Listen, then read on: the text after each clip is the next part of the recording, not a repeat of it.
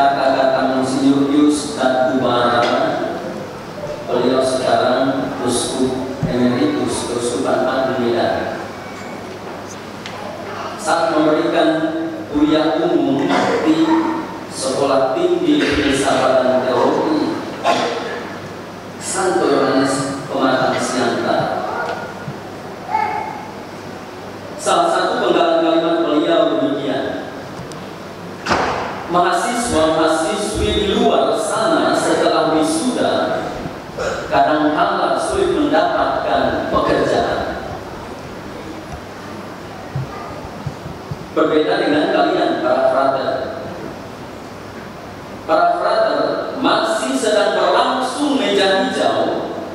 Uskupmu, provinsialmu sudah menentukan tempat di mana kamu harus menjalani tahun orientasi pastoral atau yang biasa kita sebut frater. Oh, bukan ngetop, tapi kadang-kadang bisa juga ngetop walaupun hanya satu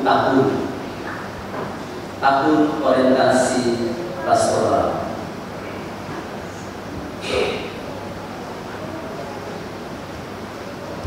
Itulah kisah waktu masih frater mendengar ceramah umum Monsinyur Pius Batubara, melihat sebuah perbandingan pekerjaan mahasiswa luar dan katakanlah para frater di luar berusaha untuk mencari pekerjaan.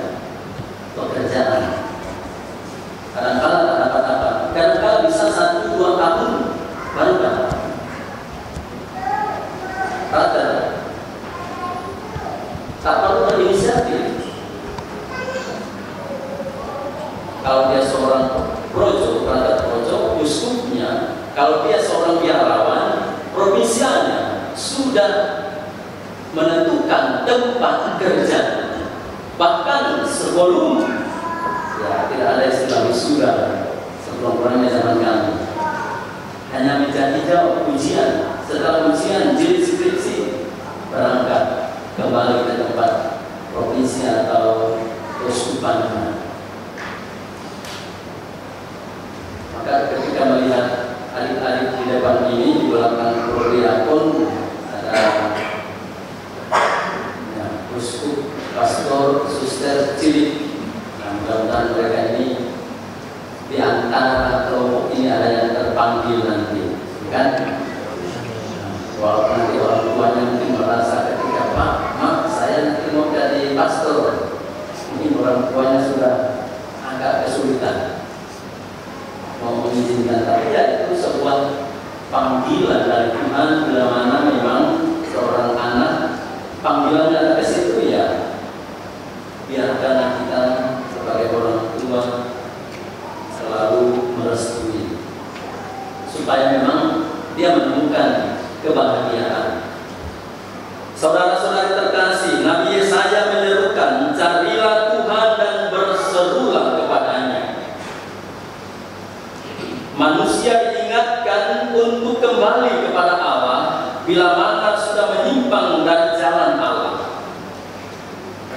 Allah menegaskan, rancanganku bukanlah rancanganmu dan jalanmu bukanlah jalanmu. Dengan kata lain, Allah berkuasa atas hidup manusia. Meskipun kita merancang demikian adanya, tetapi bila mana Allah berkenan kepada kita, maka itulah yang dikatakan Nabi Yesaya, rancanganku bukanlah rancanganmu, ku Allah, dan jalanmu bukanlah jalanku. Hari ini Yesus kembali mengajar dengan menggunakan perumpamaan. Kerajaan Allah itu seumpama pemilik kebun anggur yang mencari pekerja. Pemilik kebun itu berinisiatif mencari pekerja, bukan para pekerja yang mencari kerja. Logika terbalik. Kebiasaan kita biasanya demikian. Justru inisiatif muncul dari para pekerja untuk mencari mencari lowongan kerja bukan dari pemilik perusahaan, seperti kisah atau kata-kata emeritus Keuskupan Agung Medan tadi. Para frater seakan-akan tidak berinisiatif lagi karena sudah jelas setelah selesai S1 katakan demikian, biasanya akan praktek pastoral. Tak perlu lagi memikirkan hal-hal yang lain-lain. Ambil ijazah, sodorkan ke tempat lain, ya, kecuali punya rancangan yang lain. Setelah meja atau ujian, lalu ambil ijazah, memutuskan keluar dari frater, ya pastilah ijazahnya berfungsi. Tapi ini berbeda. Maka biasanya tidak perlu memikirkan kemana harus mencari kerja lagi, karena kerjanya sudah jelas untuk melayani umat Allah. Tugas sebagai seorang frater. Pemilik kebun menemukan para pekerjanya dengan waktu yang berbeda-beda dan sepakat dengan para pekerja mengenai upah 1 dinar sehari. Sekurang-kurangnya dikelompokkan ada 5 waktu. Saya ingat 5 waktu ini juga mengingatkan 5 waktu kita untuk berdoa, bahkan bisa lebih. Pagi, siang pukul 9, pukul 12, pukul 3 sore, pukul 6 sore, bahkan ada kompletorium, ibadat penutup untuk kaum biarawan atau kelompok petapa. Kita hanya biasa menggunakan 5 waktu. Itu pun biasanya berada di rumah-rumah pendidikan untuk doa ini. Tapi misalnya seperti kelompok doa atau komunitas-komunitas suster bisa lebih dari 7 waktu. Waktu pertama itu pagi-pagi benar, dikatakan kepada para pekerja itu 1 dinar sehari. Lalu pukul 9, apa yang dilakukan di sana? Perjanjian tentang upah apa yang pantas. Kalau kita ingat tadi dalam bacaan Injil, pukul 12 perjanjian tentang upah apa yang pantas, dan pukul 3 sore perjanjian tentang upah apa yang pantas. Tidak persis dikatakan 1 dinar sehari, hanya kepada yang pagi-pagi benar. Lalu pukul 5 sore tak ada perjanjian sama sekali, malah bertanya, mengapa menganggur sepanjang hari? Para pekerja menerima upahnya dan upah tersebut diberikan bukan lagi berdasarkan urutan masuk kerja, tetapi justru dengan urutan terbalik, dari yang bekerja terakhir pukul 5 sore. Memang akhirnya semua diberi 1 dinar. Apa yang terjadi? Reaksi protes muncul dari pekerja yang bekerja pagi-pagi benar. Dan saya kira kalau kita pada posisi pekerja yang bekerja pagi-pagi itu, mungkin kita juga masuk kelompok yang protes itu. Sangka mereka akan mendapat lebih dari yang masuk jam 5 sore, karena sudah jam 6 selesai bekerja pada jam 7. Hanya bekerja 2 jam 1 dinar. Oh, kalau hitung-hitung kami pun akan lebih dari 1 dinar. Itu mundur ke belakang, pasti akan mendapat lebih dari 1 dinar. Malah mereka pun mendapat yang sama, 1 dinar. Karena itu mereka protes.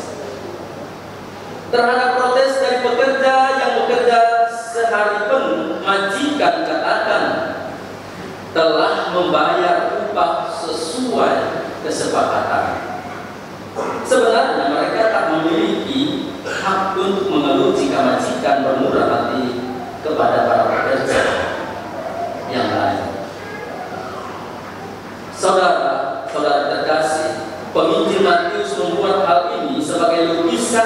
mengenai janji Yesus kepada para pengikutnya yang sekarang dianggap sebagai yang terakhir, akan menjadi yang pertama menerima upah. Kadang-kadang memang kalau dengan menggunakan istilah itu logika terbalik, bisa demikian.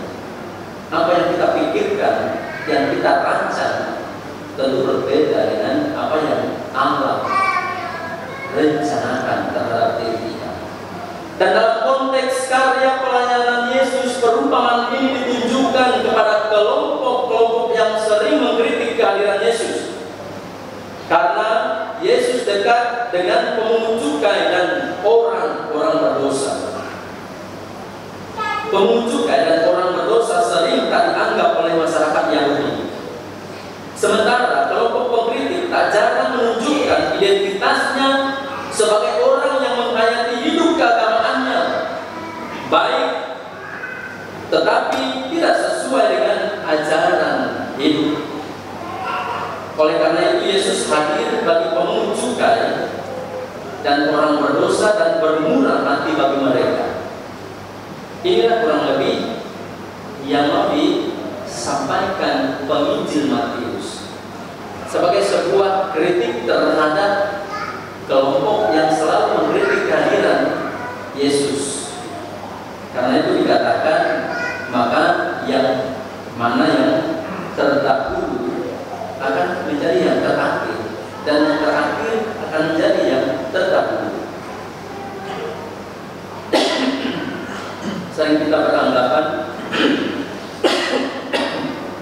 kelompok atau orang-orang yang kita anggap berdosa sudah akan dengan sendirinya akan masuk pada situasi hidup yang lain. Tetapi Allah tentu berkehendak berbeda dari apa yang kita pikirkan. Allah melihat kedalaman hati setiap orang, meskipun pada masa hidupnya mungkin kita anggap sebagai yang berdosa, tetapi separuh hidup dia meluangkan waktu untuk menyatakan bertobat di hadapan Tuhan. Maka perumpamaan ini disebut sebagai majikan yang baik atau ya Allah yang berbelas kasih. Saudara-saudara terkasih, Yesus mewartakan kerajaan Allah baik kepada orang saleh maupun kepada orang-orang sesat di Israel. Artinya tidak terbatas hanya kelompok orang-orang yang baik saja, atau hanya kepada kelompok orang-orang yang tersesat di Israel saja, tetapi semua saja karya keselamatan Allah. Maka bila mana Tuhan mewartakan kerajaan Allah kepada semua bangsa, kita mestinya menanggapinya dengan sungguh-sungguh. Warta keselamatan dari Allah dapat kita terima dari waktu yang berbeda-beda pula. Tidak semua kita menerima warta keselamatan Allah itu pada waktu yang sama.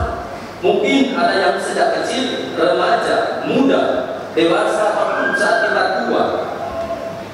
Meskipun demikian, hendaknya menjadikan kita orang-orang yang siap melayani Tuhan, bekerja di datangnya Tuhan. Mari kita berinisiatif mencari Allah, dan bukan Allah yang berinisiatif mencari kita.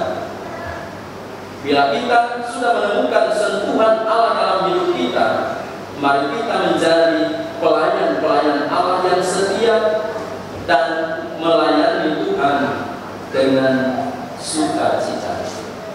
Tuhan memberkati kita sekalian.